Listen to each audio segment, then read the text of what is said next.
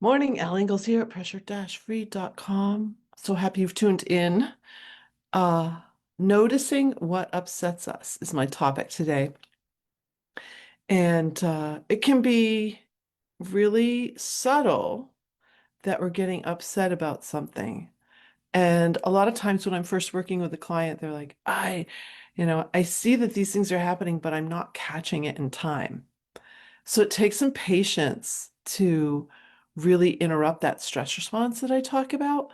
But the first kind of pass at it is making a list. I make lists of these things.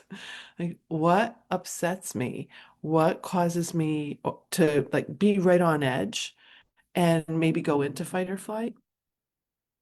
Yikes. Something's happening underneath me. I think my husband turned on a fan. Oh, sounds. That's a perfect thing. So you probably can't hear it going through the computer here, but um, sounds are definitely something that upset me.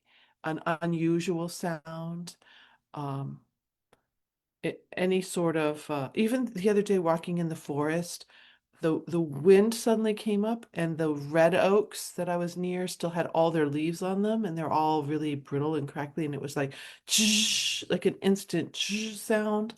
Um, the fan in the bathroom, that's what just went on underneath me here. I'm up in the loft of our condo.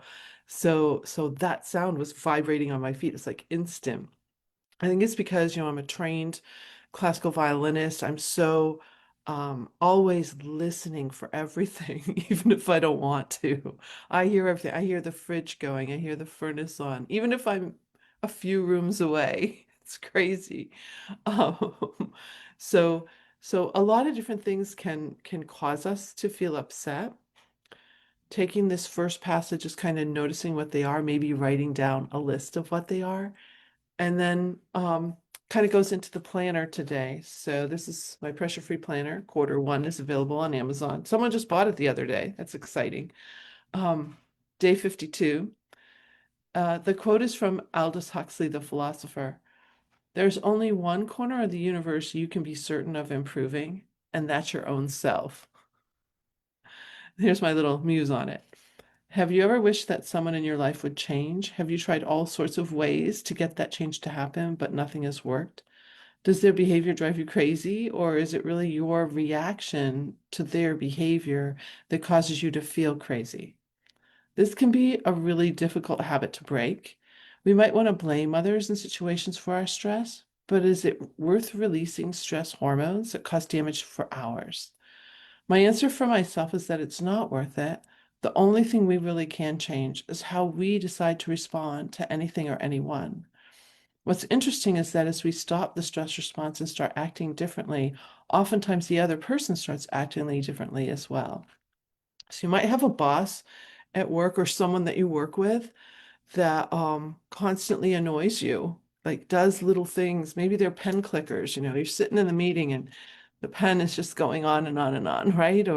Um, or they're just not quite the same kind of work ethic that you have. And I have one client where people seem to be late to meetings and just not take things as seriously as they do. So those kinds of things can go down and you can feel like that can definitely cause you to trigger the stress response when you're expecting a certain behavior and the other behavior is happening. So in those moments, it's sometimes hard to catch it at first, but just the fact that you start to notice, that's step one, like you're noticing. Step two is making sure you don't overreact. So making sure that you keep your heart rate lower. So I'm going to talk about a breath this morning because breath is something you probably hear about. Just take a long, slow breath, right? That'll make everything all better. But most of us do that after we've already triggered the stress response. So we want to start the breath in that 10-second window when we first experience whatever is happening. So in a workplace case, you walk into the meeting, you hear that first couple of clicks. Maybe it's that. So in that moment, and if it might not be appropriate to do the hand things I'm going to do here, so you can just do it without doing the hand things. But if you put a hand on your chest, a hand on your belly, first let's just breathe normally. So I want you to notice how you breathe. So when you're breathing, Is your chest hand moving in and out? Is your belly hand moving in and out? Just notice for a moment. Like what's really happening with your hands. Some people both hands are moving. Some people it's mostly the chest, some it's mostly the belly. So once you've noticed that, we're going to try to get more breath down into your abdomen. We're going to like open up more of your lung tissue, get more square inches, if you will, of your lung tissue happening. So breathe out first through your mouth and kind of tighten your abs a little, like you're pushing all the air out. Now relax your abs and breathe in. Now, when you do that, hopefully your chest hand isn't going to move so much, like your abdomen is expanding and your chest hand's remaining pretty quiet. And maybe at the very end of that, your chest might rise a little bit. It's like you're filling up the your lungs from the bottom up. Most people in North America anyway, North Americans tend to be very shallow breathers, like 85, 90% of adults breathe only from their chest. Anyone who's been trained with wind instruments or singers have usually both if they're a little tense. And then if you really work on it, you can become a belly breather again. Like you're doing all the action with your abdomen instead of your chest. So let's do one or more of these where you breathe out through your mouth and tighten your belly. Now relax your abs and breathe in. So that's one way to start slowing your breath right away. And when you slow your breath, that helps your heart rate go down. So if you feel your heart rate racing, immediately breathe out. Notice that I have you breathe out first. Most breathing coaches have you breathe in first. I have you breathe out first. And the reason for that is if you like expel all the air and tighten the abs a bit, and then you can relax the abs, you can feel the difference between tight abs, relaxed abs. Now we can bring the air in through our nose and like filling up a gas tank. You're just expanding all of that. Now, this one tool alone, if you do some of these breaths like this, it may take a few, by the way, to get that heart rate down.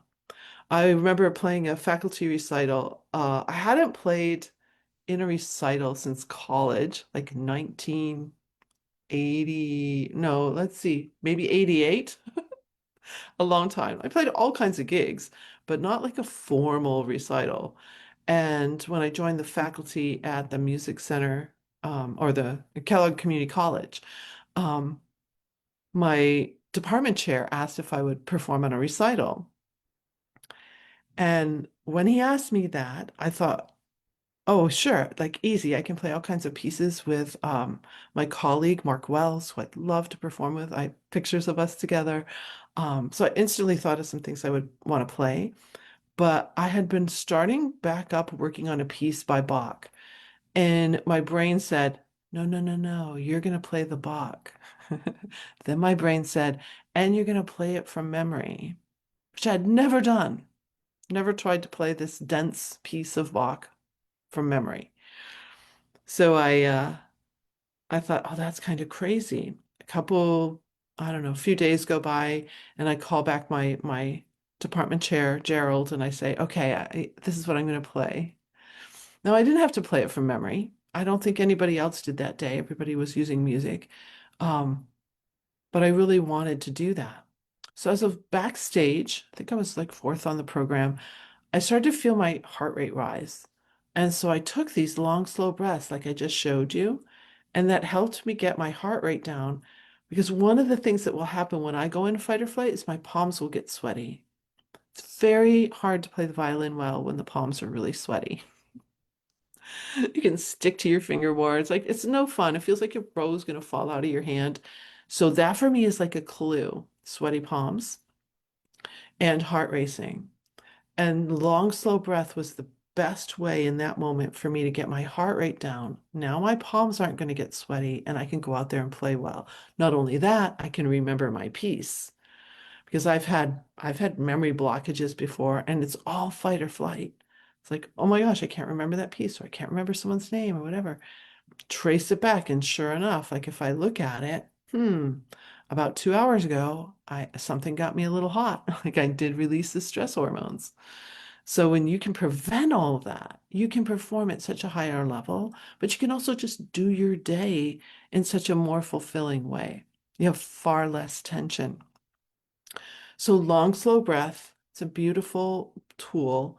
And not only does it lower your heart rate, but when you think about what it does as far as expanding your lung tissue, you're getting more surface area for oxygen to get out into your bloodstream and for you to release more toxins. So it's a really great health tool. I learned about the long, slow, or I learned about belly breathing when I rode for the University of Michigan. Our captain one day had us all lying down at the river, and she was checking to see if we were chest breathers or belly breathers, which I thought was kind of interesting, right? And I was a chest breather. I think all of us were, except maybe her. And she goes, okay, we're all going to learn to breathe from our belly because that will make us a better team. So she's the one that taught me how to get more air down there, like open up my lungs and get so much more power, really. And we did that all together as a crew. It was fascinating. We were not the biggest, strongest women in competition, but we had excellent technique and we did things like this. Like we would actually breathe together. And I don't know, I just have such great memories of that. And I'm so grateful because from the age of 18 on, oh, and I can remember thinking too, oh, I wish I'd learned this in high school. I would have been such a better runner. So, so that idea of expanding your lung tissue and becoming a belly breather again, you were probably a belly breather from birth until probably about late elementary school or so. Whenever you started to feel some sort of competition or tension, or maybe you were having trouble in school, or just wanted to be so perfect, uh, that's when all of a sudden we just kind of tighten our abs and we shift into chest breathing. I've done experiments. I used to coach middle school track, and sure enough, like 90 kids on the floor and only 9 or 10 of them are belly breathers and all the rest are breathing from their chests. And so at some point in that late elementary school, early middle school, that we just experience too much tension in our life, I guess, and we just really shrink up our abs. We get tight. I think there's a lot of messages too that we're supposed to look thin all the time, so we tighten our belly muscles a lot. So getting those belly muscles really nice and relaxed and long, slow breath, it's a fabulous tool. By the way, when I am stressed and somebody says take a breath, that just makes me angry. So it's like you got to do it in the 10-second window because once you've triggered, like all your upsetness gets magnified. So that was the title today, noticing when you're getting a little bit upset. And it's kind of interesting, upset. It's like upset, like we're tipped upside down or something, like we're upset. As you start to write some of those things down, as you start to notice, those are your moments where you can make really great progress with pressure free. So I hope you have a great day. It's Saturday today. I'm in my Saturday sweater. And I wear this sweater a lot. You probably see it a lot. Put on your favorite sweater and have a great day.